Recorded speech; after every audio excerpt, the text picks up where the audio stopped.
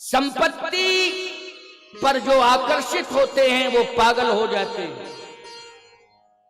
याद रखना, वो पागल हो जाते हैं, वो इतने पागल हो जाते हैं कि संपत्ति के चक्कर में जिंदा व्यक्ति को मरा हुआ घोषित कर देते हैं। बोलो हैं पागल के नहीं है? और सुग्रीव जी ने बोलो जिंदा में ही बाली को मरा हुआ घोषित कर दिया। ये रामायण का प्रमाण मैं किष्किंधा कांड का दे रहा हूं, और इसलिए दे रहा हूं कि आप रामायण पढ़ते हो और मेरी बात बिल्कुल सत्य है। अच्छा बोलो, बाली को जिंदा में ही मरा हुआ घोषित किया किसने? सुग्रीव ने। क्यों? दुंदुभी से जब युद्ध हुआ बाली का, तो दुंदुभी गुफा के अंदर चला गया। बाली ने भी कहा मैं छोड़ूंगा नहीं, तू कहीं भी चला जाए मैं मारूंगा तुझे, क्योंकि तूने 17 बार परेशान किया है मुझे। 1-2 बार नहीं, बाली कहता 17 बार, आज मैं तुझे छोड़ूंगा नहीं। ललकारता था और जब मैं आता था तो भाग देता था। ललकारे और भागे, आज मैं तुझे छोड़ूंगा नहीं। गुफा में घुस गया प्राण बचाने के लिए दुंदुभी, बाली भी घुस गया। ऐसा घमासान युद्ध हुआ उस गुफा के अंदर कि बाली ने उसके हजारों टुकड़े कर दिए। किसके? दुंदुभी के हजारों टुकड़े कर दिए दुंदुभी के। क्रोध में वैसे तो गला ही मसक देता पर्याप्त था। उसने कहा मैं 17 बार तूने मुझे ललकारा है, मैं 17 टुकड़े करूंगा तेरे सैन्य। टुकड़े टुकड़े हो गए, रुधिर धार निकली। तो सुग्रीव ने एक चट्टान लगा दी, चट्टान, बड़ी भारी चट्टान। कहां लगाई चट्टान? बोलो गुफा के द्वार पर बड़ी भारी चट्टान लगा दी। क्यों? रुधिर धार निकली। अच्छा, ये क्या कंफर्म था कि ये दुंदुभी का रक्त है या भाई बाली का रक्त है? जब तक कंफर्म नहीं हो जाता तब तक उसे चट्टान लगानी चाहिए थी क्या? लेकिन नहीं, एक बड़ी भारी चट्टान उसने द्वार पर लगा दी, गुफा के द्वार पर, कि अंदर वाला व्यक्ति बाहर ना आने पावे। अंदर वाला व्यक्ति बाहर ना आने पावे, ये भाव से। अच्छा ठीक है, मैं मानता हूं कि उसे यही विश्वास हुआ कि दुंदुभी मरा, बाली मरा, यही विश्वास हुआ। मान लो बाली मरा, चलिए मैं मानता हूं, ठीक है। अगर समझ रहा था बाली मरा तो पंपापुर में आकर के सिंहासन पर किसे बिठाना चाहिए था? राजतंत्र की परंपरा में जल्दी बोलो, बाली के बेटे अंगद को बिठाना चाहिए था, ये नियम है। लेकिन बोलो भाई, सिंहासन पर कौन बैठ गया? अंगद को बिठाया कि खुद ही बैठ गया? अंगद को नहीं बिठाया, खुद बैठ गया। विचारवान श्रोताओं विचार करो, राज्य के प्रति आकर्षित है कि नहीं? और दुर्भावना का पता लग गया कि नहीं कि जिंदा है बाली लेकिन मरा हुआ घोषित कर दिया, और सिंहासन पर बैठ गया। और जब बाली निकल के आया तो अंगद को सिंहासन पर बैठा नहीं देखा, सुग्रीव को देखा। जैसे ही सुग्रीव को देखा आंखें लाल हो गई, और जैसे ही आंखें लाल हुई तो खींच के लात मारी। किसने? बाली ने सुग्रीव की।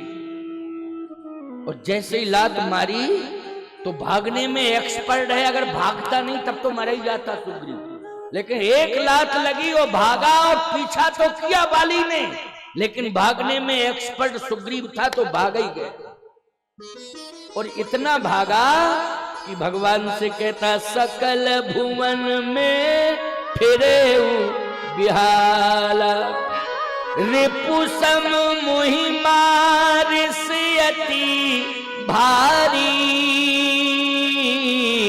हर लीन्यु सर्वस अरु नारी, ताके भय रघुवीर कृपाला, और सकल भुवन में फिरे बिहाला। भगवान ने कहा तुम सिंहासन पर क्यों बैठ गए हो? तुम्हें सिंहासन पर नहीं बैठना चाहिए था, गलती तुम्हारी है। तो सुग्रीव झूठ बोल गया। क्या कहता है? मंत्रनपुर देखा बिन साई, दीन उराज मोह बरियाई। हम नहीं बैठना चाहते थे, मंत्रियों ने जबरदस्ती बिठा दिया। बोलो भाई, झूठ भी बोल गया कि नहीं? मैं बैठना नहीं चाहता था, जबरदस्ती बिठा दिया मंत्रियों ने। अच्छा बोलो, विषयी व्यक्ति की सबसे खतरनाक आदत है ज्यादा झूठ बोलने की, और बात बात पर बदले, बात बात पर बदले, बात बदले, दल बदले। याद रखना, वो सत्ता का लालची, जो दल बदले। आपके यहां राजनीति में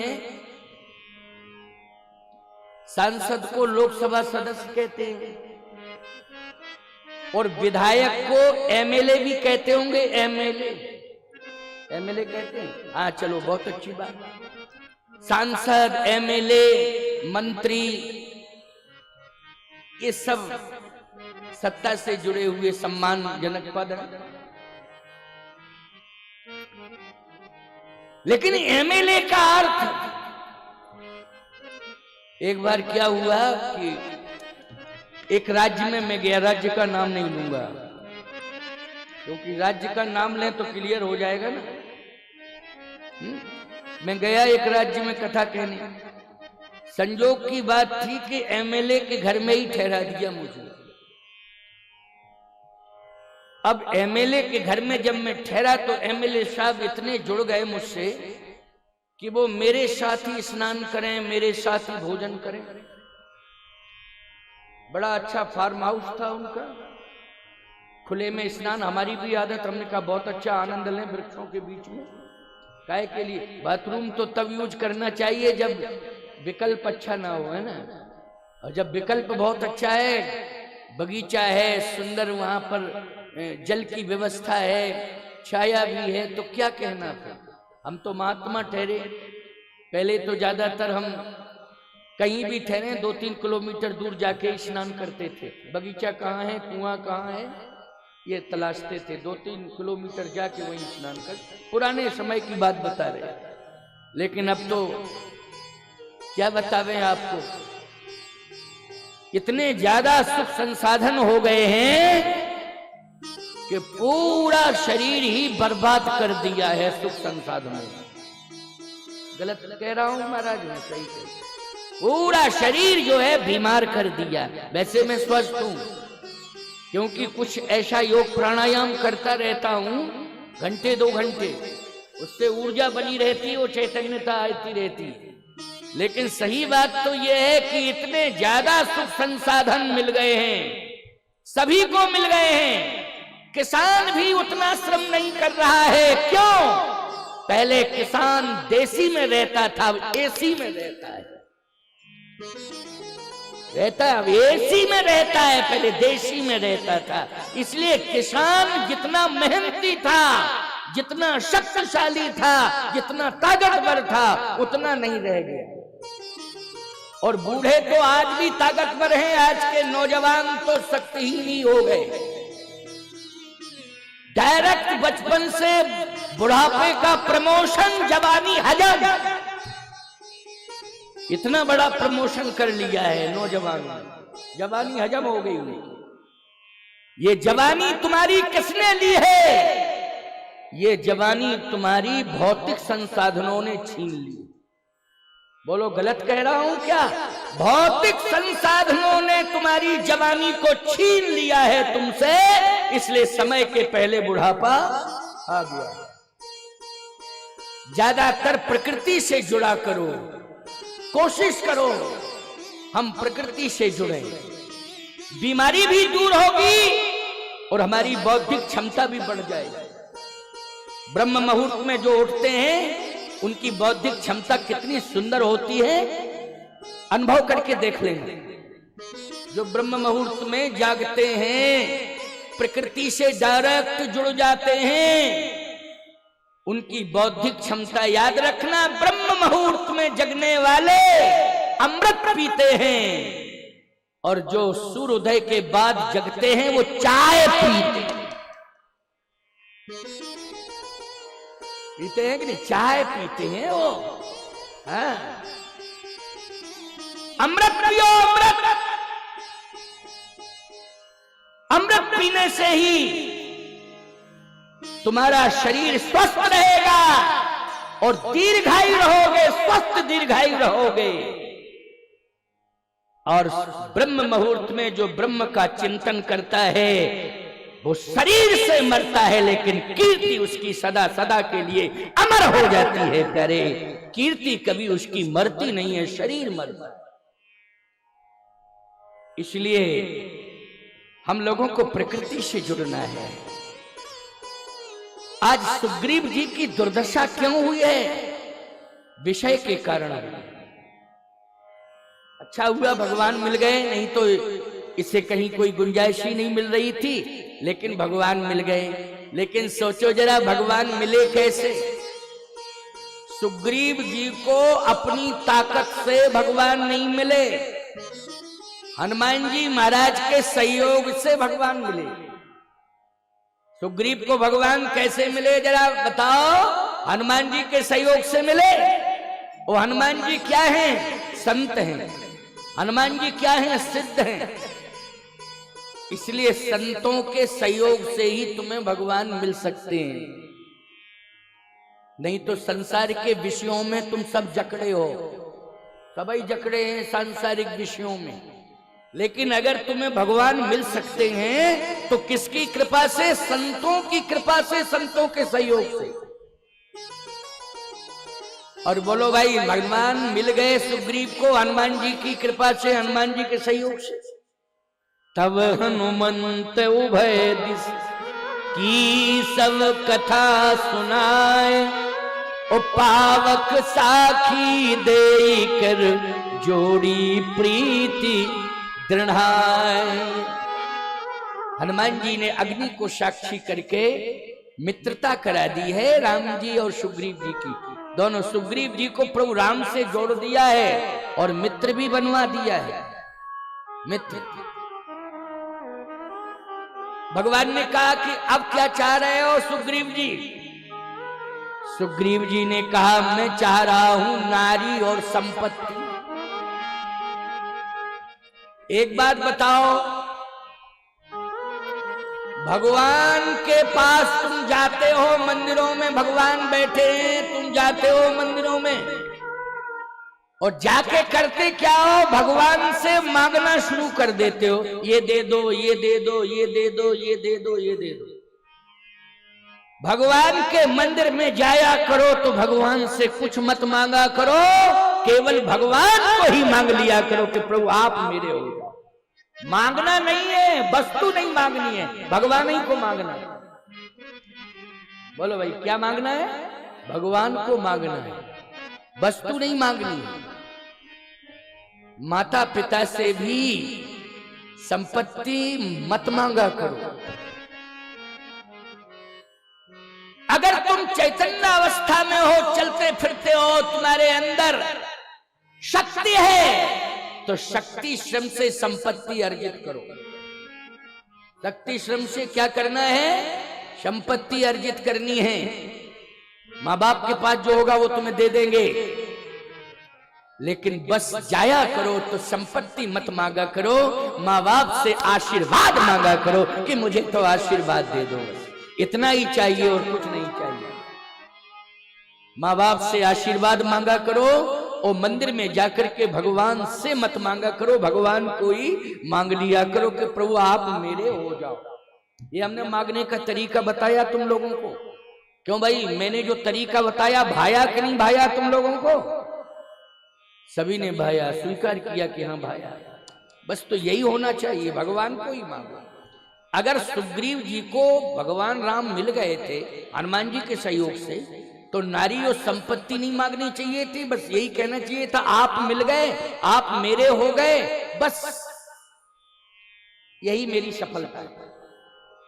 अच्छा, फिर भगवान जो कमी होती उसकी पूर्ति कौन करते? भगवान करते। उसकी पूर्ति तो भगवान करते। लेकिन सुग्रीव ने भगवान को पाके भगवान से मांगा क्या? नारी और संपत्ति। लेकिन दोनों बाली के अंडर में, हर लीनो सर्वस और नारी, तो दोनों ही बाली के अंडर में, नारी भी बाली के अंडर में और संपत्ति भी बाली के अंडर में। अच्छा, जिंदा में बाली देगा, मरने के बाद भले ले लो, जिंदा में तो नहीं दे सकता वो। क्यों भाई दे सकता है जिंदा में ना, हिम्मत नहीं किसी की जिंदा में ले ले, मरने के बाद ही मिलेगा। तो भगवान ने कहा कि अगर बाली के अंडर में नारी और संपत्ति है तो मारना पड़ेगा मुझे उसको। क्या करना पड़ेगा? मारना पड़ेगा। जिंदा में तो वो देगा नहीं, मरने के बाद मिले। तो सुग्रीव कहता है मार दो, हमें तो नारी और संपत्ति चाहिए, मार दो। ओह, यद्यपि बाली के कर्मों के कारण ही भगवान ने उसे मारा है, उसके कर्म बिगड़ गए थे, इसलिए कर्मों ने ही वध कराया है बाली। लेकिन सही बात तो यह है कि सुग्रीव की मानसिकता नारी और संपत्ति को पाने की, इसलिए वो कहता वध के बाद मिले मिल जाए। भगवान ने कहा अच्छा अच्छा अच्छा, चलो ये तो साधारण बात है। एक बात बतावें आपको, नारी अगर मर जाए तो दूसरी नारी मिल सकती है, लेकिन भाई अगर सगा मर जाए तो दोबारा भाई मिल सकता है सगा? बोलो जल्दी बोलो, मैं तुमसे पूछ रहा हूं। भाई नहीं मिल सकता है। क्यों? माता पिता या तो वृद्ध हो गए हैं या दुनिया से चले गए हैं, तो भाई कहां से मिल जाएगा? बोलो नारी मिल सकती है कि नहीं मिल सकती है? यदि तुम्हारा विवाह हुआ है, पत्नी किसी कारण से समाप्त हो गई है प्रारब्धानुसार, तो ईमानदारी के साथ बताओ, दूसरा विवाह करा लेते हो तुम कि नहीं कराते हो? नारी मिल जाती है। संपत्ति चली जाती है तो संपत्ति मिल जाती है।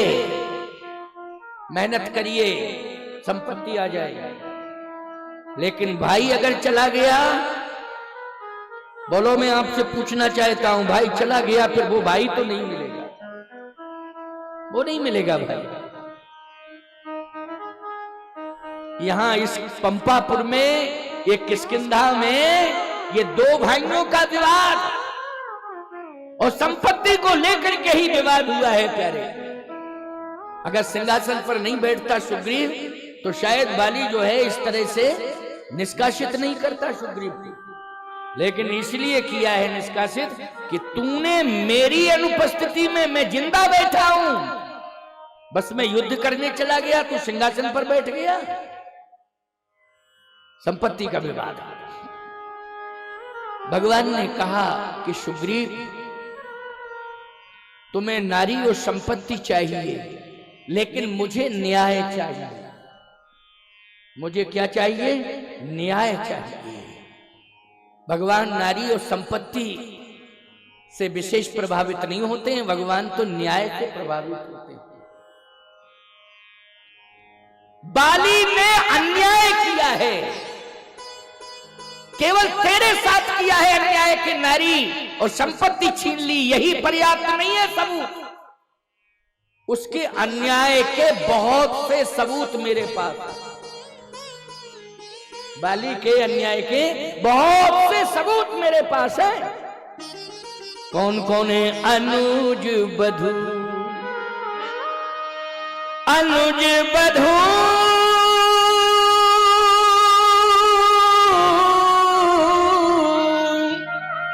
भगनी सुत नारी और 67 कन्या समुचाय। इतने बड़े प्रमाण है अनुज बधू। उसने अपनी अनुज बधू पर कुदृष्टि डाली। अनुज बधू मानी छोटे भाई की पत्नी जिसका नाम था रोमा। क्या नाम था? रोमा। सुग्रीव की पत्नी का नाम है रोमा। अनुज वधू पर कुदृष्टि डाली, एक प्रमाण ये। दूसरा प्रमाण है भगनी बहन पर कुदृष्टि डाली।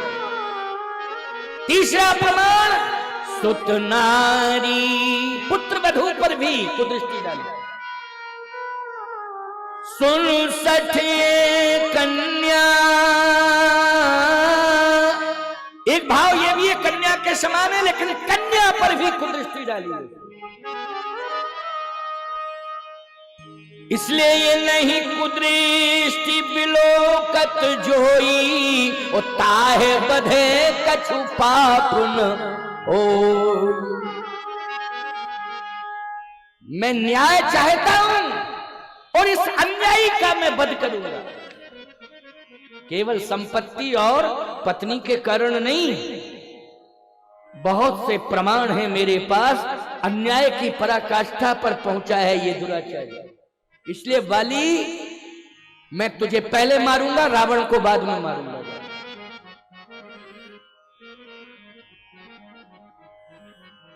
बाद में मारूंगा मैं रावण को, पहले तुझे ही मारूंगा। और भगवान ने ललकार दिया है